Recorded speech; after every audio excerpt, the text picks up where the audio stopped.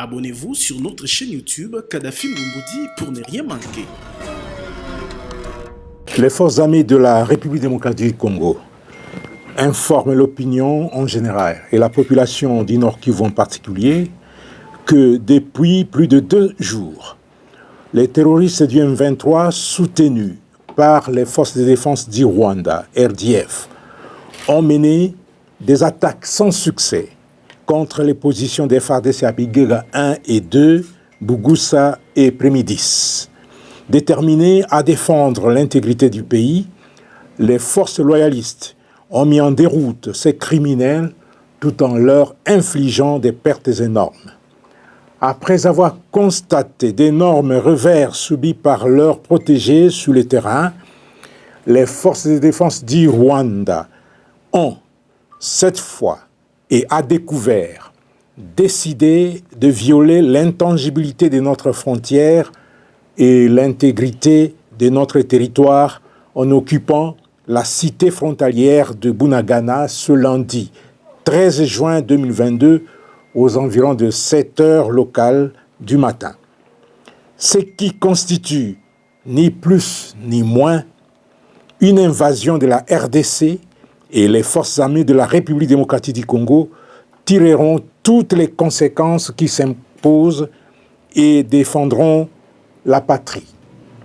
Les forces armées de la République démocratique du Congo, tout en exhortant la population à la vigilance, lui demandent de lui faire confiance, de ne pas céder à la panique, à la peur et à la désolation. Qu'elle se souvienne de ce qui s'est passé en 2013 sur les mêmes acteurs et les mêmes environnements. Toutes les dispositions sont mises en place pour la reprise en main de la situation. Abonnez-vous sur notre chaîne YouTube Kadhafi Moumoudi pour ne rien manquer. Buku munene ya 585 pages o ezali mbuma ya réflexion pe ba étude ya ngonga molaito 40 ans o elandeli na mozindo etambo l'école Congo démocratique pe ba kokoso o ezali kokanga bufuluki na yango ekabwani na 5 parties pe ezali na plus de 40 piliers na ba dynamique o ekomami na kati auteur Corneille Mulumba pesi makanisi lolenge ya kosala kobanda na ba institution économie armée sécurité justice coopération, éducation, pe bongo na bongo pour na kobimisa école Congo démocratique et kende liboso. Tous besoin là-bas. RDC, grand potentiel agricole, grand potentiel minier. Je que le talibien, les Congolais, besoin monnaie congolaise c'est la valeur. Question essentielle des awana. Problème est avoir pour nini, toi na batamayele. Toi le minerai, toi le potentiel agricole, mais le concours de simbaté et le konini et de simbaté. Il fallait coûte que coûte tout se pencher dans go.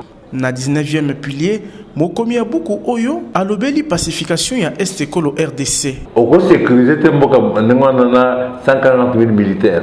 RDC, il faut une armée puissante, au moins 3 millions de soldats. Tout ça par exemple la Corée du Nord. Corée du Nord c'est un petit pays, 27 millions d'habitants. Corée du Nord c'est une armée, il y a 1 250 000 soldats. Mais il est là. Tout ce qu'on fait dans l'Est, tout devient gouverneur militaire. Mais le gouverneur militaire, c'est Motiango, Bango. Ils ont été pour être la finance ou même la construction de routes. Ils ont des distractions parce qu'ils ont fait la Bango. Tout le monde pour être puis qui et quota dans l'Est. Vous comprenez? Va se concentrer dans l'activité militaire. Tous ont même la moitié de notre armée de tenir dans l'Est. Le village, les soldats vont à la rue. Vous comprenez? Tous en vont en charge. Parce que ceux qui vous ont, comme ça, la plainte va civile, vous qui payez comme un impôt, vous savez, vous trouvez ça n'engagez. Pour na Corneille Mulumba, na o ezali ko salama na est na moya lelo, ba konzi ba sengeli ko longola ko banga, soki ba lingi ko bikisa école Congo démocratique na balkanisation. RDC, il faut tous les commandos, tous les parachutistes, parce que pour combattre la guérilla, il y a un char de combat, ils ont raté. Il faut des commandos, surtout tu feras combien de commandos au moins que représenter. Mais par contre, tu es au Sénégal, Rwandais, Ougandais, tout se mutualiser. Tu sais que Kenya, Rwandais, si les Américains, qui MONUSCO, si les Américains, les Ougandais, si les Américains, ça ne va pas. Ce qui va avoir les Américains, c'est bien Bitumbawana. Qui se fait besoin de l'ango, autant de bras dessous. Tout ce qu'on dégaine. Donc, il faut se prendre en charge. Certes, vous êtes en Rwanda. À tous ces Ouganda, c'est sur la guerre. Mais nous, les Rwanda, les Américains. Donc, tous le courage, les Américains, binondé, les occidentaux, pour cette guerre. Ce qui gouvernement a besoin de discours. Ce que je continue aux rebelles, aux milices, aux M23. Na 5e partie wapi alobeli coopération gagnant-gagnant Corneille Mulumba lingi ekolo Congo démocratique eza la faible te na coopération bilatérale na bikolo mususu ndakisa Belgique wapi atelemeli lolenge masolo eleki na visite ya roi de Belge na RDC kinoko wana ifosi la coopération gagnant-gagnant. Vos intérêts, nos intérêts. Tout ça, de côté. On a aïe, tout ça, ma selfie. Tout ça, aïe, c'est le tourisme. Tout ça, ma selfie. Donc, parce que tu ne prépares comme il faut. Tout ça, tu as un professeur Makambo. Visite de Tijuana, tu profiter, bah, cahier des charges, na visite de Misango. Vous comprenez? Mais tu sais, d'un côté. Alors, tu perds le temps, tu perds l'occasion. Pilier et dynamique pour un grand Congo. Et Zali beaucoup ya mutu ya pour na ban école Congo démocratique nyonso. Bakonzi Yambula Matadi, ba député, ba sénateur, na mukuse ba kaminyoso ba bengami ya kotanga yango, soki balingi kobima Congo démocratique na grandeur et lobby Corneille Mulumba. Tolobi, Thibaut Koyoka. Abonnez-vous sur notre chaîne YouTube Kadhafi Mboumoudi pour ne rien manquer. En tant que peuple congolais, ngane na boye non papa, nana pray. Oki ba pesinga pe atara ngenda yango yo, tokene no na Rwanda, to bagarre na bango. Suko ba ba kota la biso. Tetira ba kota. Biso pe to lapide ba po ba kota na mboka na biso te.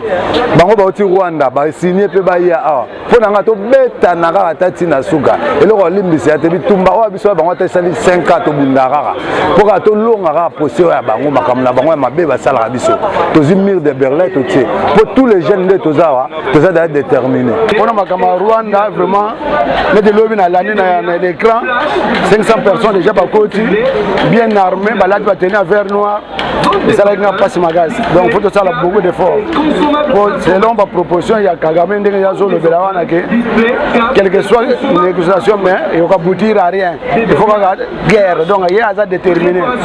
Si c'est toujours là, mais il va donner par ça, physique, si Rwanda mboka mwa muketo ko ni atapeta mo debord pena kuna bayoki na loko no mi bala makasi bayoka non après ça to ça bande na ça ba congolais baza kuna babima comme ça to beta na bango na biso na bango bien to banga bango te ezani muke Rwanda babomi batu Rwanda bazu ba minere Rwanda ko vanda boy Rwanda donc guerre mobimbe sila te guerre ngo ya ndengeni de chez Rwanda bazo boma biso babomi bana babona ba mike na ba soda ba konje biso mboka o ba signer sous le drapeau.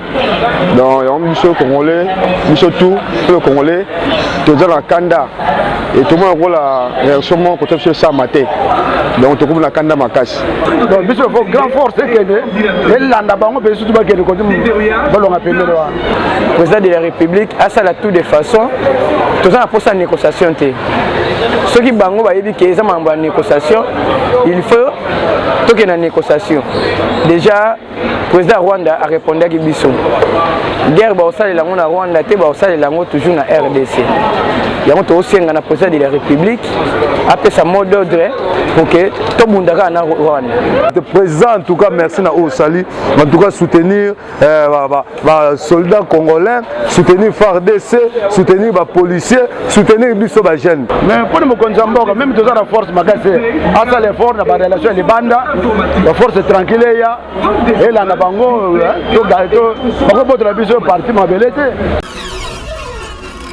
abonnez-vous sur notre chaîne YouTube Kadhafi Mboumoudi pour ne rien manquer.